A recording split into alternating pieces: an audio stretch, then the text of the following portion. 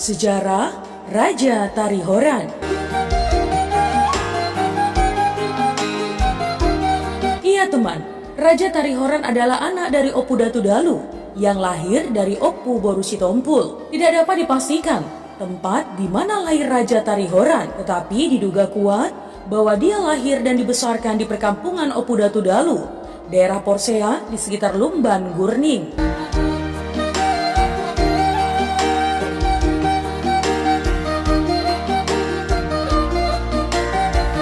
Dugaan ini didasarkan pada sejarah bahwa setelah Opu Datu Dalu menikah dengan Opu Boru Sitompul di daerah Silindung, mereka pindah ke daerah Porsea, mungkin di sekitar Lumban Gurning yang sekarang. Ini diperkuat oleh fakta bahwa tempat makam Opu Datu Dalu dan Datu Pulungan Tua berada di Lumban Gurning, Porsea. Nah teman, pada umumnya orang tua bangsa Batak tidak sembarangan memberi nama bagi anaknya, tetapi nama yang diberi sering didasarkan pada kata yang memiliki makna filosofis atau yang berkaitan dengan peristiwa penting.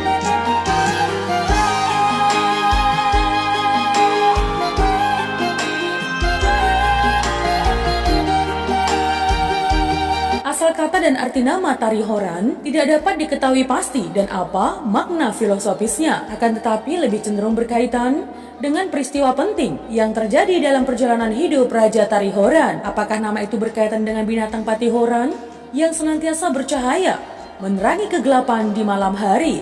Iya, menurut cerita yang banyak beredar di kalangan warga Tari Horan atau yang tidak dapat dipastikan kebenarannya, bahwa asal mula nama Tari Horan berkaitan dengan Patihoran, sejenis lipan berukuran kecil. Gigitannya tidak berbisa dan bercahaya di waktu malam, apalagi jika disentuh.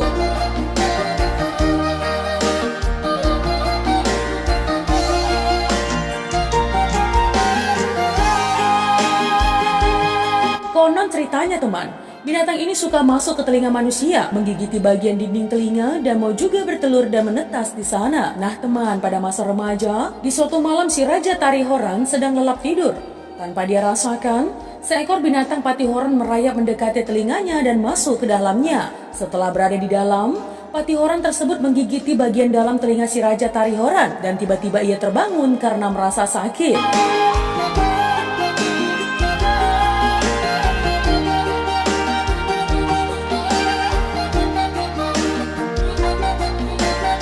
Rasa sakit yang ia rasakan, dilakukanlah segala cara dan usaha oleh orang tuanya untuk mengeluarkan Patihoran tersebut dari dalam telinganya. Namun segala cara dan upaya yang dilakukan selalu gagal teman. Akibatnya, Patihoran tersebut sudah mulai bertelur dan menetas di dalam telinganya. Lama-kelamaan si Raja Tari Horan semakin merasa kesakitan. Dalam kurun waktu yang relatif cukup lama, ia selalu mengerang kesakitan. Seakan-akan dia sudah merasa putus asa teman. Jangan-jangan Patihoran yang terus menggerogoti telinganya akan membawa dia ke akhir hidupnya.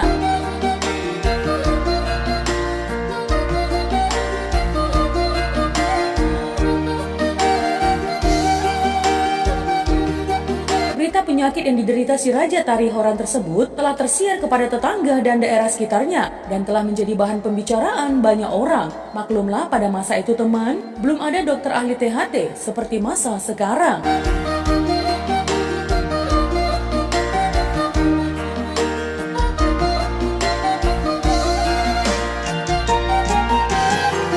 Suatu hari, si Raja Tari Horan tinggal sendirian di rumah, di mana orang tua dan saudara-saudaranya mungkin pergi ke ladang atau berburu. Pada saat pintu rumah mereka terbuka nih temannya, masuklah seekor ayam tetangga ke dalam rumahnya. Melihat ayam tersebut masuk, tiba-tiba timbullah rasa emosi di dalam hatinya, didorong oleh rasa sakit yang mencekam dirinya.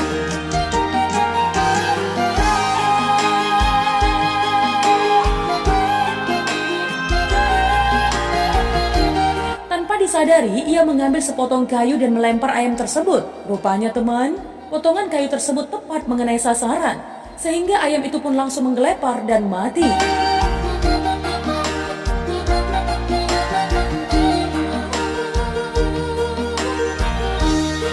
Melihat kejadian itu, si Raja Tari Horan merasa sakitnya sedikit mereda. Ia pun berpikir sejenak, kalau dibuang ia takut ketahuan sama yang punya. Kalau disembunyikan di dalam rumah, dia sangsi akan membusuk dan menimbulkan bau bangkai. Akhirnya ia merebus ayam mati tersebut agar mudah dikuliti. dan dijadikan santapan lezat. Tanpa disangka teman, tiba-tiba seorang tetangga atau mungkin si pemilik ayam mengetok pintu rumahnya, hendak meminta atau mencari sesuatu.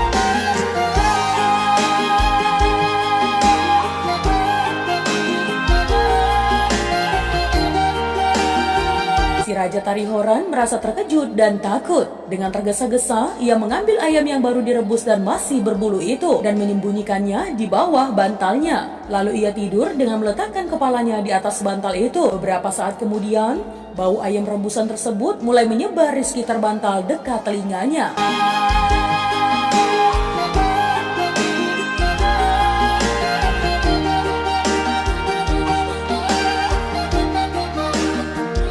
Tanpa diduga oleh si Raja Tarihoran, rupanya bau ayam tersebut tercium oleh patihoran-patihoran yang ada di dalam telinganya. Akibatnya, patihoran-patihoran tersebut mulai berkeluaran satu persatu sampai habis dari dalam telinganya untuk mencari sumber bau ayam tersebut.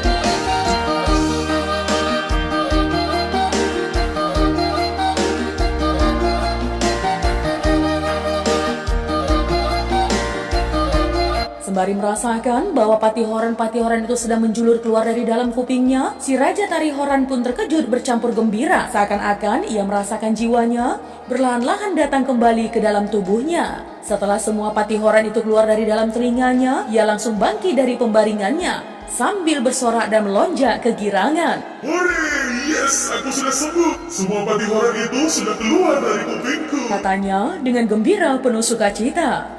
Akhirnya ketahuanlah peristiwa mengejutkan itu kepada orang tuanya, saudara-saudaranya, dan tetangga sekitarnya.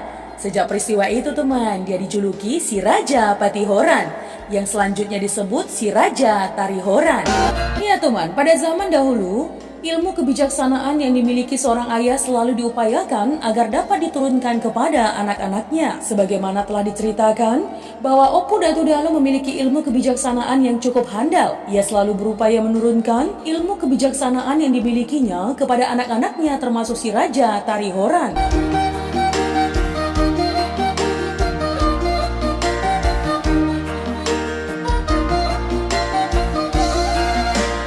Sejak remaja hingga menjelang dewasa, si Raja Tarihoran selalu diajar dengan ilmu kebijaksanaan oleh Opu Datu Dalu dan dinasihati agar berperilaku baik sebagai raja yang berdedikasi, disegani dan dihormati oleh semua orang. Pekerjaan sehari-hari Opu si Raja Tarihoran adalah berladang dan berburu. Suatu ketika, ia pergi berburu ke hutan dengan membawa panah dan ultok.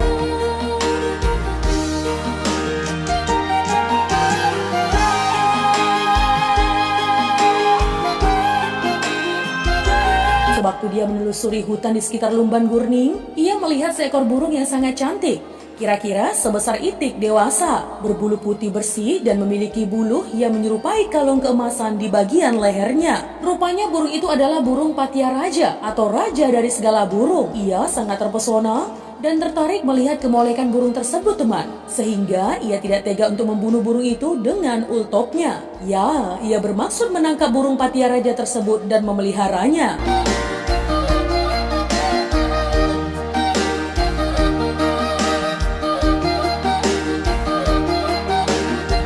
Ketika ia berupaya mendekati dan menangkapnya, burung Patia Raja itu pun terbang rendah dan hinggap kembali kira-kira sejauh 5 meter. Si Raja Tarihoran pun terus berlari pelan-pelan dan berusaha menangkap burung itu teman. Namun selalu gagal. Demikian ia terus-menerus mengejar burung itu sampai jauh ke tengah hutan. Sehingga ia merasa letih dan ingin berhenti. Tanpa diduga teman, burung Patia Raja tersebut tiba-tiba menghilang dari pandangannya dan tidak tahu kemana perginya. Ia begitu kesal dan malang. Seakan-akan ia baru saja kehilangan seorang bidadari cantik di tengah hutan. Dengan penuh kekesalan, ia pun pulang kembali ke rumahnya karena hari sudah mulai sore.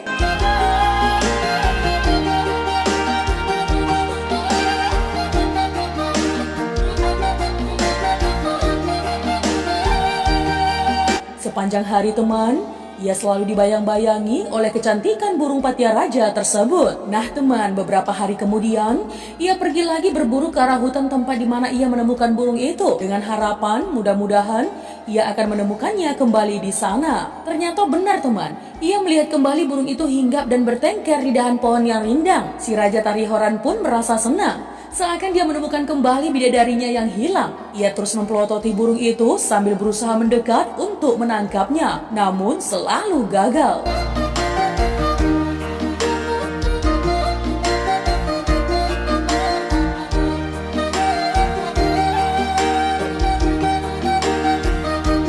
Dengan tingkah laku seperti jinak-jinak merpati, burung itu pun terbang melompat-lompat di antara dahan-dahan pepohonan. Dengan rasa penasaran, si Raja Tarihoran dengan sabar terus mengikuti arah terbang burung itu menuju ke suatu arah tertentu di tengah hutan.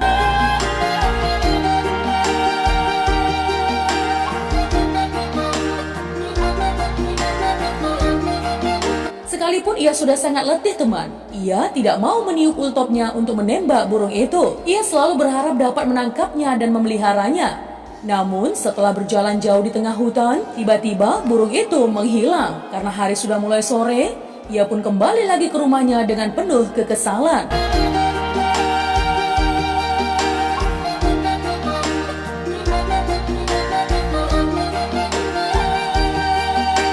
Sepanjang malam teman, si Raja Tarihoran selalu penasaran dan terus dibayang-bayangi oleh burung itu sambil bertanya-tanya dalam hatinya. Apa sesungguhnya yang hendak disampaikan? Atau pertanda apa yang hendak ditunjukkan oleh burung itu? Demikian renungnya. Karena terus merasa penasaran, keesokan harinya, si Raja Tarihoran pergi lebih awal berburu ke arah hutan yang sama. Ternyata ia pun melihat kembali burung itu sedang bertengker gagah, seakan menanti seseorang.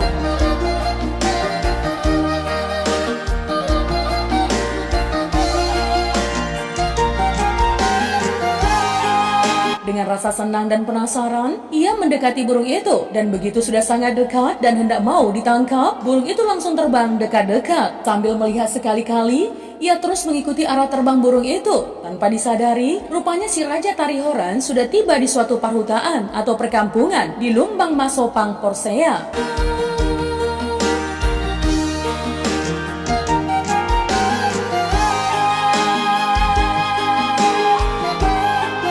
Nah teman, begitu ia mendekati suatu tempat pemandian di dekat kampung itu, burung itu pun langsung hilang dan ia melihat seorang gadis sedang mandi atau maranggir sambil membilas-bilas rambutnya. Melihat kenyataan itu, si Raja Tarihoran merasa kaget bercampur senang. Apa aku ini sedang bermimpi? Katanya dalam hati. Kemudian ia mengusap wajahnya dan tetap juga melihat gadis itu sedang mengusap-usap sekujur tubuhnya.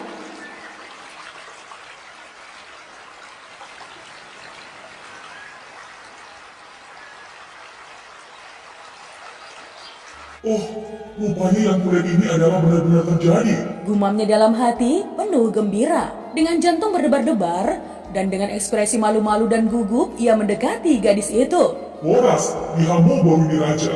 Kata si Raja Tarihoran membuka pembicaraan. Horas matutu dihamu itu anak ni raja. Ai isi dohamu tahai itu. Nasian dia dohamu. Jalaahan naik siluluan muna. Tanya gadis itu dengan lembut. Si Raja Tarihoran sangat senang mendengar suara lembut itu teman. Dan ia merasa seperti gayung bersambut. Au doi baru si Raja Nami, anak di damang datu dalu, ima si Raja Tarihoran. Ada mugere di tombaan sadapidong ng tumasay uli. Alani ulina dan tubuh dirohat unay mabuto. Sotong gabi mati anon, masangnya doao nay manakupsa. Sahu piaro. Alay sinay utakpo pitol habang iba na jono-jono. Sa terus umutuan gabi sa hatu ingananon. Alainu saat isun gabe mago pidongi dan wida be manantu dia laona. Kata si Raja Tarihoran menjelaskan.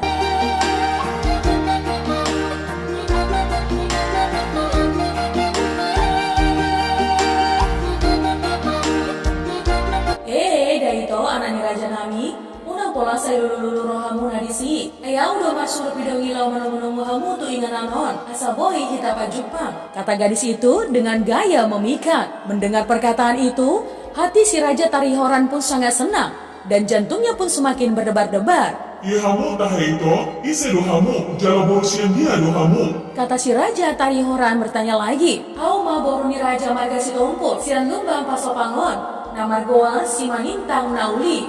Jawab gadis itu dengan jujur. Kulihatnya ma boruni Raja di burju ni rohamu nahi. Di pabotohan hamuna doguar muna nauli, somuli ni rupa muna. Kata si Raja Tarihoran mulai merayu. O surohku rohani baru Raja i, olo gabe tersongi bolokku, tungas itu rohatku. Dan rohani damang doa daina.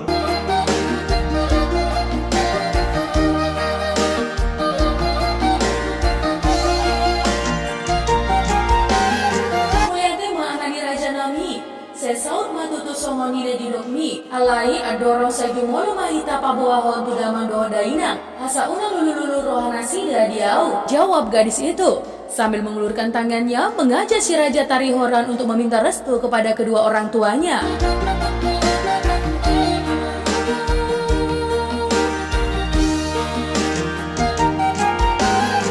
Dan si Raja Tarihoran pun menyambut dengan senang hati. Nah teman, setelah mereka sepakat untuk menikah atau marpudun saud dan meminta restu dari kedua orang tua gadis itu, mereka pun pergi meninggalkan Lumban Pasopang kembali ke Lumban Gurning untuk memberitahukan rencana pernikahan mereka kepada Opu Datu Dalu. Setelah resmi menjadi suami istri, mereka hidup bersama dan membuka perladangan untuk memenuhi nafkah mereka sehari-hari. Mungkin di sekitar Lumban Gurning sekarang.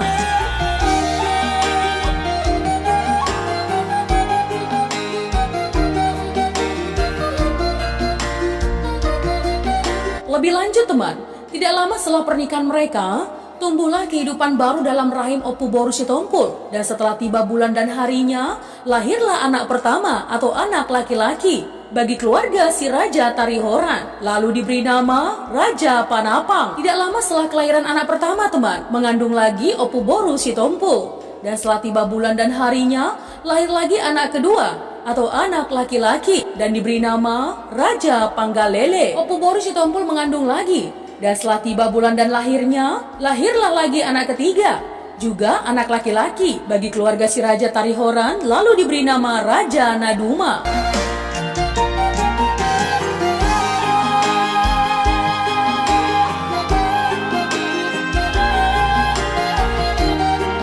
Selain ketiga anak itu, Opu Boru Sitompul juga melahirkan 3 orang putri bagi si Raja Tarihoran. Atau tentang urutan kelahirannya tidak diketahui dengan pasti ya. Si Gaul Si Boru Pareme atau Borotan Gajah menikah dengan marga Butar-Butar. Si Boru Tiar Namora menikah dengan marga Marpau. Si Boru Bintang Homasan menikah dengan marga Napitupulu. Nah teman, keluarga Oputa si Raja Tarihoran memiliki 3 orang putra dan 3 orang putri, sehingga menjadi keluarga yang kokoh berdiri teguh seperti di atas dalihan Natolu.